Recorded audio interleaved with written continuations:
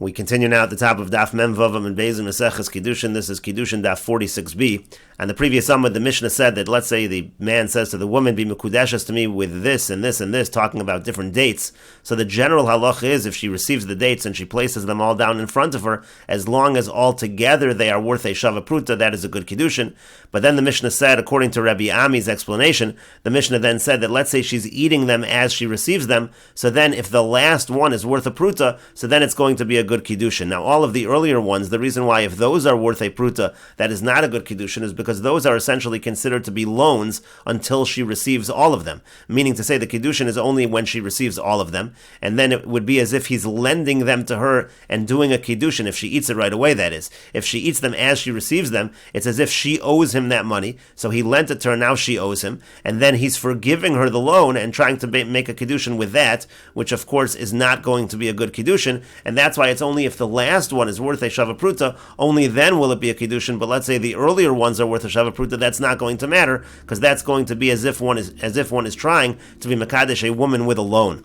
And Rava said we learn three things from Rabbi Ami. First, of course, we learn that a Kiddushin with a loan is not a good Kiddushin. Second, we learn, let's say he gives her a loan and then he also gives her a pruta at the very end. She is thinking about that pruta at the end and it is a good Kiddushin. The fact that the initial ones were a loan is not going to stop the Kiddushin. And finally, Rava says, Ushmami, no, we also see from Rabbi Ami, Ma'os bial machozrim, that in general, the money does have to return, meaning we don't say that those initial dates that were given are considered a matana, rather we say that they actually are considered to be a loan. Rashi says, Ushmami no mos bial machozrin, kol kiddushin she'ein kiddushin. What we mean to say is, anytime a kiddushin is given and it's not a good kiddushin, like in this case where those first dates are not going to be a good kiddushin, lo amrinan mos matana. We don't say, well, the money that was given is a gift and it doesn't need to be returned. Ela pikadon v'chozrin. Rather, it's considered a deposit and she doesn't need to return it. V'hainu dekari lo lahacho cheles rishona milva. That's why, let's say, the first one that she eats is considered a loan. Tekeven dachlosa v'lesnu b'shas k'mar kiddushin. Since she ate it and it wasn't around at the time of the kiddushin, lo mikdash b'hen. That's not a good kiddushin, and therefore it is a loan. V'havalu k'pikadon shachaltu. It's like a deposit that was eaten. V'savid milva b'achilasa. It turns into a loan when she eats it. The yamrit mos bi'alma matana. If you're going to say that the money is just considered a gift, v'lo gomer kiddushin lo boila hadrinu, and if the kiddushin doesn't happen with that particular date, so then it doesn't need to be returned. So hashta de gomer lav mekadesh b'milvu. So now, when it is completed, it shouldn't be considered a case of a kiddushin with a loan. Umatana nami lo have. It's also not a gift. Dehal minas kiddushin in. It was given because for the purpose of kiddushin v'gamar devarav, and then a kiddushin actually did happen, and so therefore we wouldn't call that mekadesh b'milva. The fact that Rabbi Ami is referring to that as a loan shows again, if money is given for kiddushin purposes and it turns out that money was not used for kiddushin purposes, again it's considered a loan and the woman would have to pay it back. And the Gemara continues at the two dots. Itmar, we have the following machlokas amoroim. Hamekadish achos. If somebody is mekadish his sister, which of course is not going to be a good kiddushin.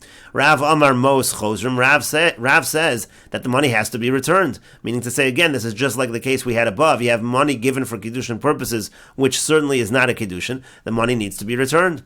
Ushmuel Amar, but Shmuel says mos matana. The money is considered to be a gift. Rav Amar mos chozrim. Rav says the money needs to be returned.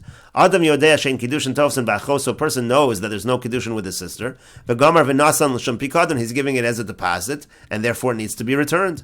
And the Gemara says v'lei mola l'shem pikadon. Well, if he wanted to give it to her as a deposit, why didn't he say to her, I'm giving this to you as a deposit? And the answer is savar lo mekavla, because he thought she wouldn't accept it in that fashion, and that's why he gave it as kiddushin. And the Gemara continues, a Shmuel savar, and Shmuel says mos matana. The money is considered a gift. Adam yodea shein kiddushin tovsin b'achos. So a person knows kiddushin doesn't work with his sister. V'gamar v'nasan l'shem matana. So he was really giving it as a gift. And the Gemara says v'nei molol l'shem matana. Why didn't he just tell her that he's giving her a gift? Savar, because he thought ksifol amil, so that would be embarrassing for her, and so instead he gave it as a kiddushin. And the Gemara continues, Masiv Ravina. Ravina asks the following question from a Mishnah in Meseches Chala. Hamavrish chalaso kamach. Let's say somebody separates his challah. Now challah is generally supposed to be separated when it is dough, and instead this person separates the challah for the kohen when it is flour. Eino challah. The Mishnah says that's not considered challah. V'gezel biad kohen. It's considered stolen in the hands of the kohen, meaning to say when the kohen receives this challah, it's not real challah. The kohen is supposed to return what he received.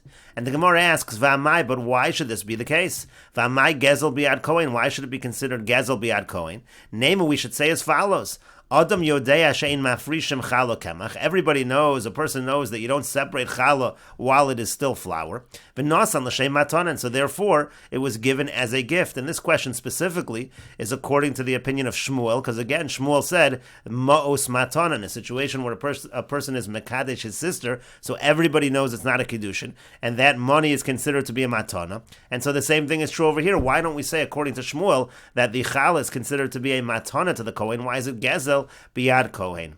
And the Gemara answers, Shani Hasam, it's different over there by Chala, the Nafik Churba Mina, because a Churba, you can have a destructive situation that comes out from this, meaning to say, if we're going to have the Kohen keep the Chala, it could be problematic. Zimnin de Islay LeKohen Pachos Mechamish Revoim Kemach, because sometimes the Kohen will have less than 5/4 of a kav of Kemach, means to say that he's going to have less than the amount that's generally Chayiv in Chala.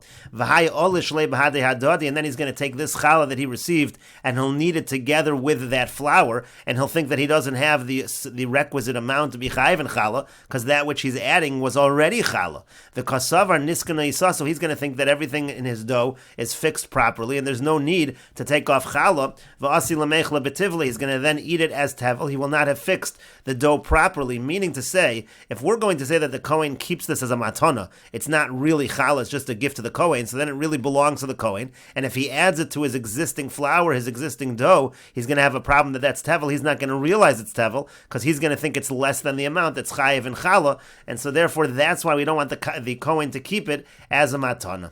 But the Gemara continues, but didn't you say before, Adam yodea she'ein mafrishim challah kemach, that everybody knows that challah is not separated as kemach, and so therefore the Kohen is going to be aware that this is not challah. Why are we afraid that if we let the Kohen keep it, he's going to think that it's challah? He's going to know it's not challah.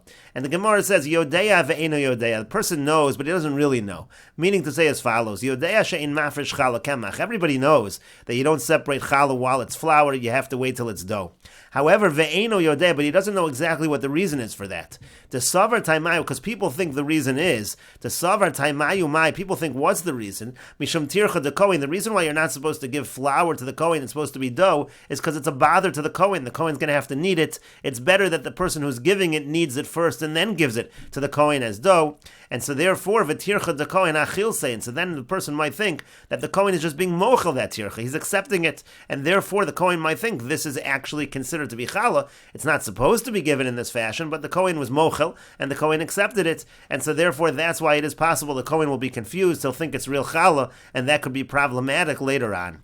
But the Gemara continues, "V'tahave truma v'lo tochal." But why don't we consider it to be truma? Meaning to say, why don't we consider it to be challah and you shouldn't eat it? Until you separate challah from a different place on this particular challah.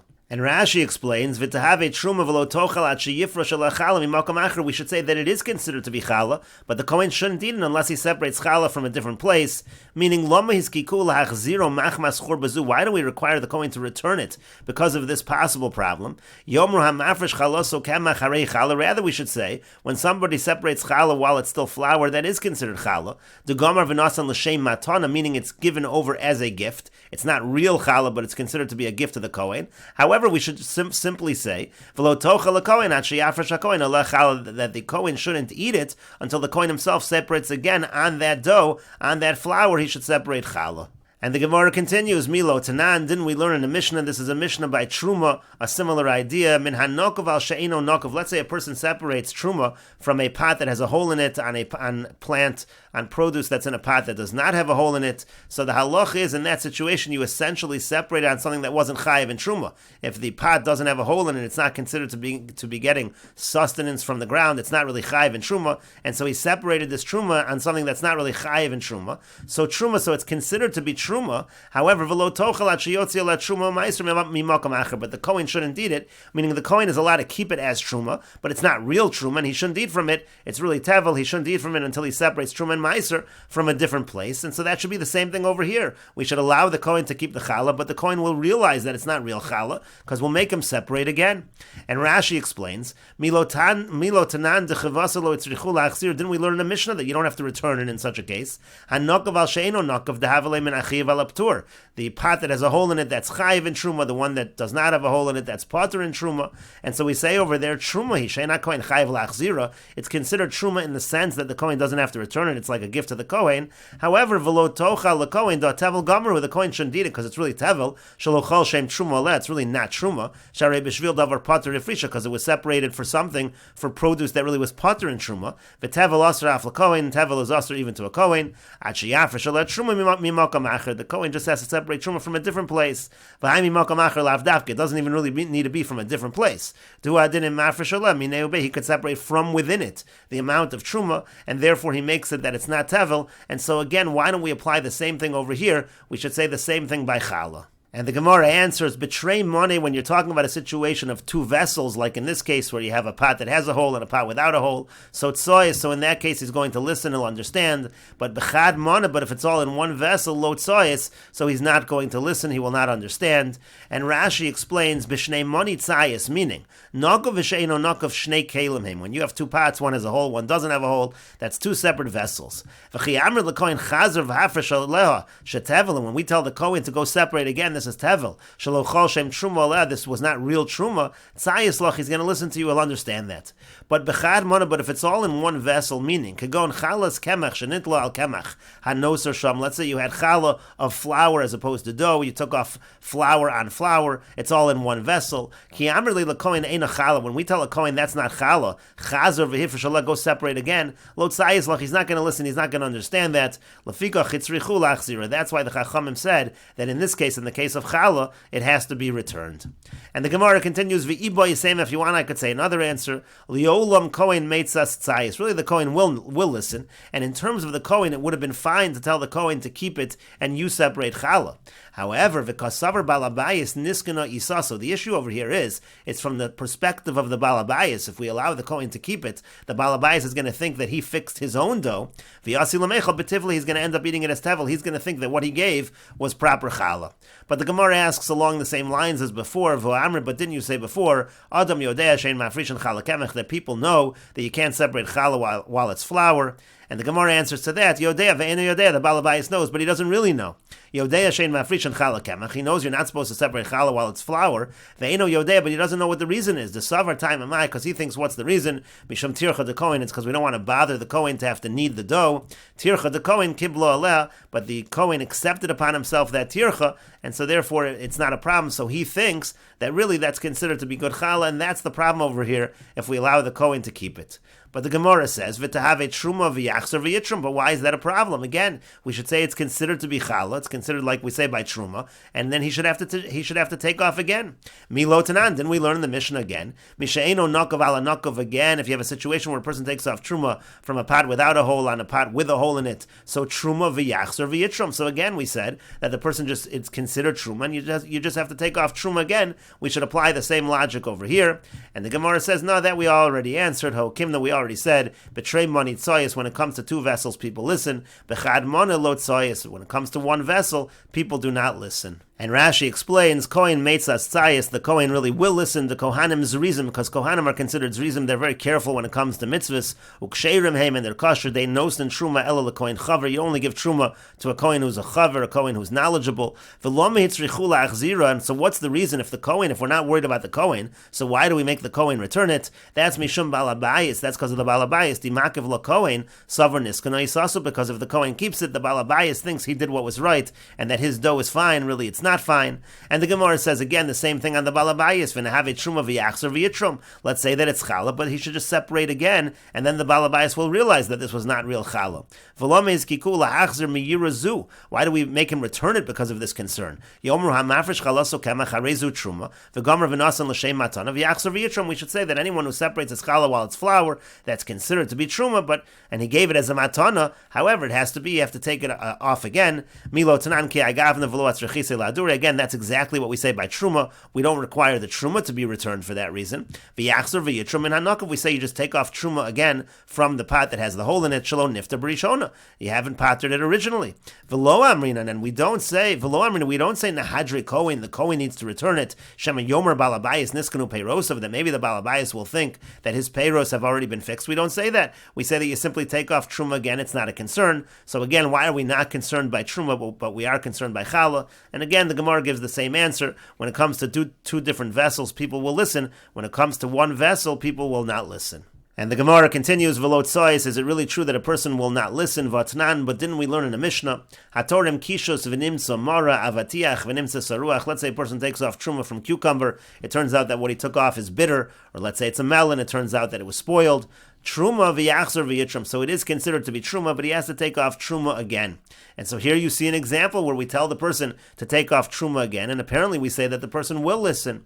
And the Gemara says to that, Shani Hasam, it's different over there, to midoraisa truma ma'al yehi, that in that case, actually on a doraisa level, it is considered truma. Mid Rabbi Eloi, that's from the teaching of Rabbi Eloi, Dam Rabbi Eloi, because Rabbi Eloi said, Minayin l'torah min hara al yafa, from where do we know that if a person takes off truma on food that's from food that's bad on food that is good, shetrumasa truma, that truma is considered to be a good truma. Shenamar, as it says, v'lo sisu olav chet b'harimchem es chelbo im eno kadosh nesias chet lam. It says that you shouldn't have a sin when you take off the truma, and if it's not considered to be holy, what would the sin be? Obviously, it's considered to be truma, but we're saying if you take off from a product that is inferior, that's something that's not appropriate. That's why it says v'lo sisu olav chet. Apparently, it is considered to be truma. Mikan, from here we know that if someone takes off from bad on good, truma, that it is considered to be truma. Amar Rava says, and we'll take a look at Rashi. Rashi says, Shani Hasam Demidoraisa Truma Ma'al Yehi. It's different over there because on a Doraisa level that is good Truma. Hilkach Lo Motzi L'meimar Lahadra. So therefore, in that situation where the Truma that was given was something that was spoiled, but it is on a Doraisa level considered to be Truma, there is no possibility of returning it. Leos Tevel, that it should be now considered Tevel to return it. The Arvine and Peirosov, that now you'll mix it up together with his fruits. You can't say that. He can't mix it back with his Tevel because it's not Tevel. On a Doraisa level, it's good Truma. There's also not an issue that something problematic will happen because of this. Because even if he doesn't listen to you, when he eats it, that's not an Isra Doraisa if he eats it. Because on a Doraisa level, everything was taken care of over here. So that's why in this particular case, when the Truma is given and on a Doraisa level it's good, so we say that the Kohen keeps it, and then you should take off Truma again. There's nothing problematic that will happen because of that, and you certainly wouldn't return it because it's on a doraisa level. It's already considered to be truma. And Rashi continues again. The Gemara said, "How do you know that if you separate from the bad on the good, that it's still considered to be truma?" Because it says it won't be a sin b'harimchem eschelbo. When you take off the truma, that's talking about from the best of the produce. It's not a sin. Lo sisuchet, then it's not a sin. Hayim tarimu es harashabo. But if you take off from the bad, so tisuchet, so then it is considered to be a sin. And so the Gemara said, "Emeino kadosh nesias chet lama." Now, if it wasn't holy, if it's not considered to be good truma at all, why would that be considered to be a sin?